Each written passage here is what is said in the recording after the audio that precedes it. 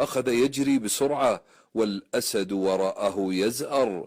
وعندما أخذ الأسد يقترب منه رأى الرجل بئرا قديمة، فقفز الرجل في البئر وأمسك بحبل البئر الذي يسحب به الماء وأخذ يتمرجح داخل البئر. وعندما أخذ أنفاسه وهدأ روعه وسكن زئير الأسد، وإذا به يسمع صوت فحيح ثعبان أسفل البئر، وفيما هو يفكر بطريقة يتخلص فيها من الأسد والثعبان، إذ بالمفاجأة فأران أحدهما أسود والآخر أبيض يقرضان الحبل حتى أوشك الحبل أن يتقطع ويتمزق. فأخذ الشاب يهز الحبل بيديه بغية أن يذهب الفئران، لكن لا جدوى، والحبل أوشك على الانقطاع. لكن العجب يا عمي أن هذا الشاب وجد عسلا على الحبل وبدأ يتذوقه، فأعجب بطعمه ونسي الفأرين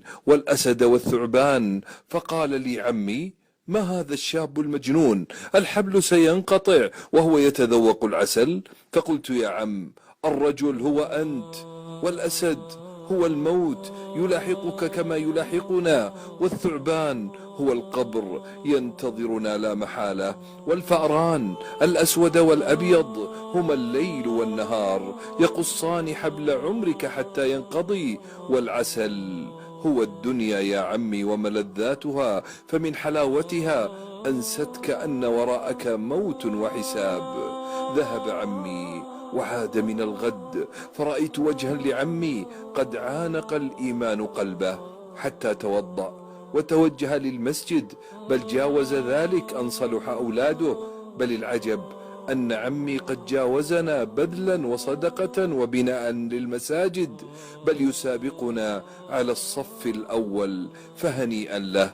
فاللهم ارزقنا وكل من سمع ونشر المقطع طول عمر وحسن عمل حتى نصل للجنان ورضا الرحمن. وصلى الله على حبيبنا محمد بعدد من آمن وبمن